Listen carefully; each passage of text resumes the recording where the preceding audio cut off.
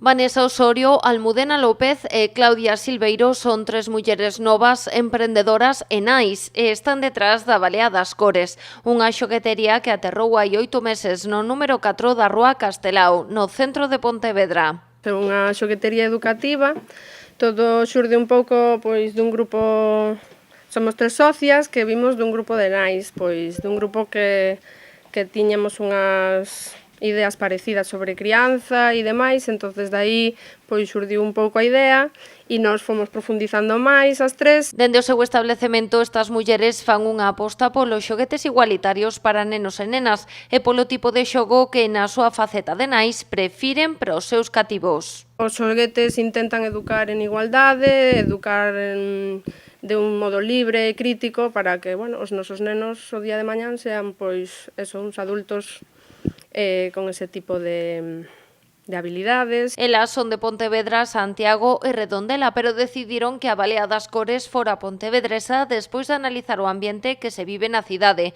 Atopar o local axeitado e que non houbera moita competencia deste tipo, rematou por animalas a dar o paso. Vimos un pouco o ambiente que había e demais, e vimos este local e xa nos gustou moito desde o principio e casaba moi ben nos enamorou un pouco o local e a zona e todo, e entonces todo foi como moi favorable a que fora aquí. Tamén foi importante a axuda que recibiron da Xunta. O seu proxecto conseguiu unha chega de 21.000 euros dentro do programa EMEGA, que busca fomentar o emprendemento feminino e apoiar o empoderamento económico e social das mulleres. Tiñan que conciliar e ao mesmo tempo emprender unha aventura empresarial.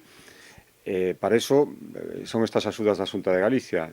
Son 21.000 euros o que a Xunta de Galicia aportou para que empezaran, que ao final é unha pequena parte. Pasa que sempre decimos o mesmo con este programa, pode que sea parte fundamental a que necesita moitas veces para dar o paso. As axudas están cofinanciadas polo Fondo Social Europeo no marco das Achegas Galicia 2014-2020.